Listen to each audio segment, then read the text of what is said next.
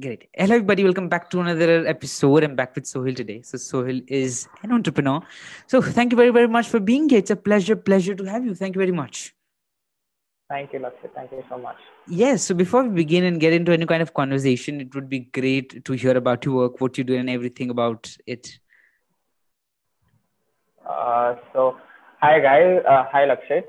This is Sohil. I'm basically a dropout. I dropped out my chartered accountancy and I was peeping out of the glasses to buy a good pair of shoes. But the only problem was that I couldn't afford a fancy pair of shoes because of two reasons. I never wanted to get into leather shoes. Plus, they were expensive. So I had to figure out a way to get this affordable and fit into my pockets. So I got my first shoe made from a cobbler, basic cobbler, and a couple of my friends loved this design. So then gradually, once the traction moved, I started making it for my friends and family, outsourced the job. I outsourced the work, and right now we are having a factory and a studio in Mumbai. We are operating from there. So Wow, yeah. wonderful, wonderful. So the whole idea was you don't didn't wanted to use leather and you wanted to Right. be it pocket friendly, right? Perfect. Perfect. That's Yes, correct. and so Pocket so friendly as well as animal cruelty free. Hmm. Great. So how are your shoes made? What was the whole idea and when did it spark कि चलो कुछ करते हैं अच्छा and let us make it a big business and all of that? But how was the initial days in starting it and figuring out stuff and how are the things? How were your shoes made without leather? And the shoes I see behind you looks very cool in the camera in the mirror and all of that. So so how are they made? So basically, it's all handmade. So we have karigars who make these shoes. Okay. The first shoe that I made, it was from a cobbler, local cobbler who stitches shoes, which has to be repaired. So I gave him a prototype or design. Boss, I need a particular design to be made. Which so you definitely know your first prototype is not something that you would be convinced to sell. But still, a couple of my friends were convinced with the design and the quality of shoe, and they were of opinion that if it's so cost effective, why don't you make one for us? And then gradually, one by one, word of mouth, it started scaling. I started getting bulk orders as well from retail stores because due to word of mouth, I got in touch with a couple of retail stores who loved the design and the quality of the shoe. But at this point of time, I had to figure out something which is affordable as well as animal cruelty free. So I had to get in touch with local vendors and suppliers in Mumbai who are selling Rexine. To be very precise, it's Rexine of which these shoes are made. But there are different qualities of Rexine which we use, out of which these shoes are made.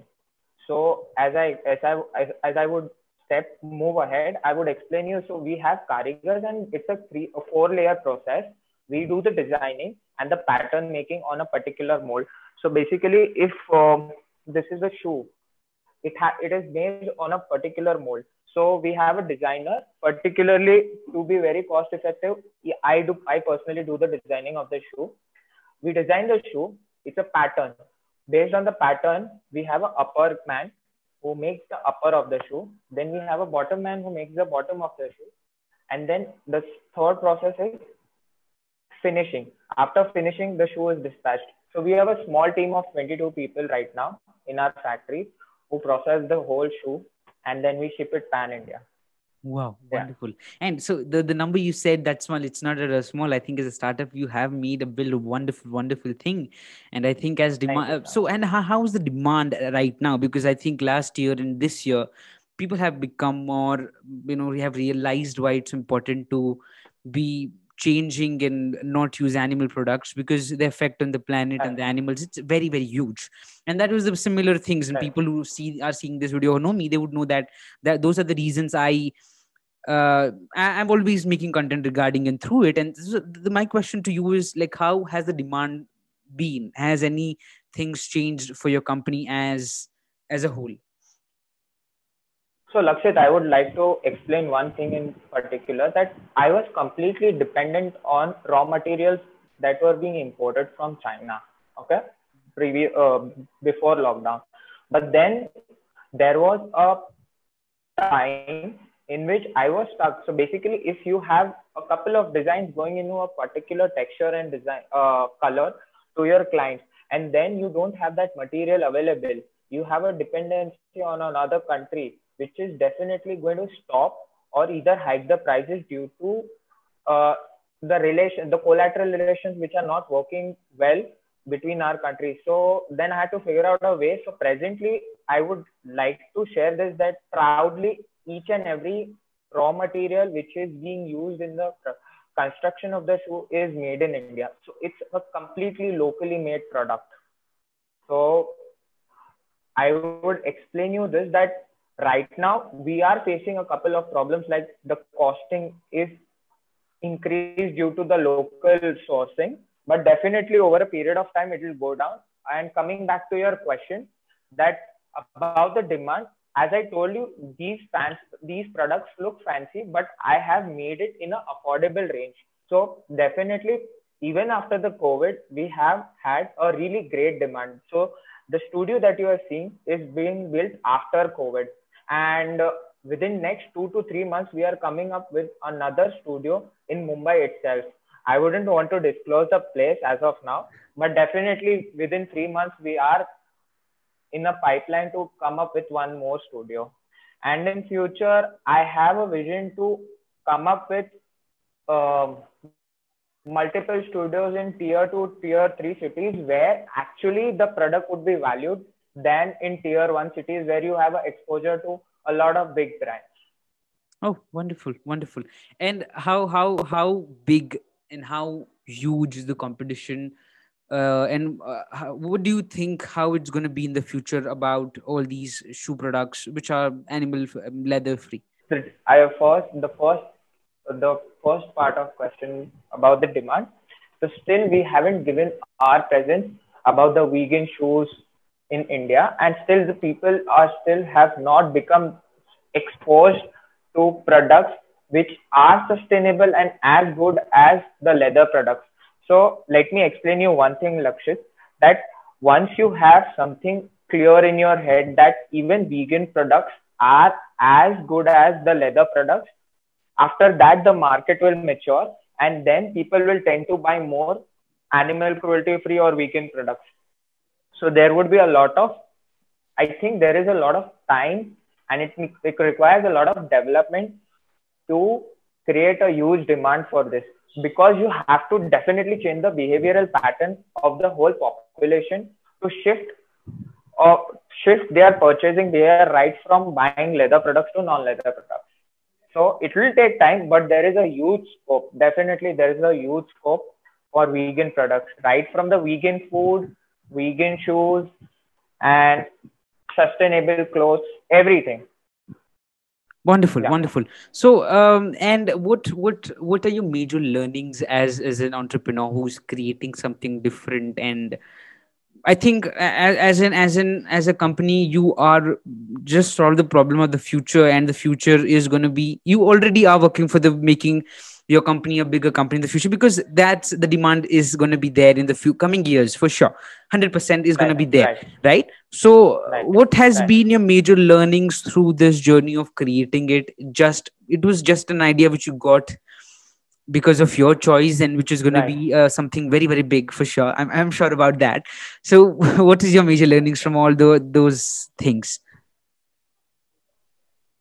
So this is a great question to ask.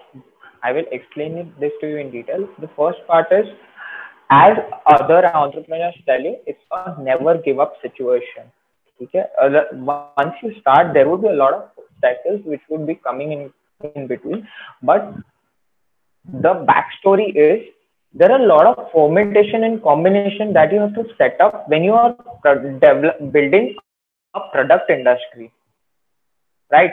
You cannot be like, I have 10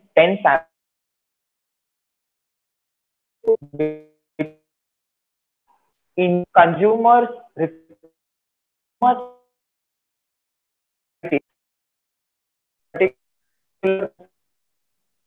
shape preference. So your SKUs have to be huge. So for me, the biggest learning was, there is always a scope of improvement vertically and horizontally. Horizontally in terms of the product line that you are launching, right? Because once you are selling your product to a diversified set of people in this country, you need to set up such products. You cannot be focused to one particular product. Then you would really not get that level of sales. So to penetrate the market well, you have to be handy with good amount of SKUs if you are into a product oriented startup. That is my first learning, because I was always of a mentality, I'll make 5 to 10 samples and ये बिकेगा, ये नहीं बिकेगा तो कुछ नहीं. Then gradually I got you have to each and every different set. For example, if my father is coming to buy a pair of shoes, his taste would be different completely from the taste that I have. So this was one of the biggest learnings that I had. And the second learning, which I'm in process, is you need technological advancement day in and day out. Your startup keeps working and keeps growing and keeps scaling if you add technology to your startup. Unless and until you don't add technology to your startup, it won't scale. So if I tell you, I get regular queries for my shoes or maybe for collaboration. But as I tell you, I am a proprietor. I have founded this company. I have bootstrapped it. So I have a couple of things to be completed. So we don't have a website in place as of now, which is so essential as of now. I still understand the gap. So that is one second part that I would like to share. Whenever you incorporate or envision to give you envision, boss, you want to have a startup, you need to make two things clear. You have to be on internet.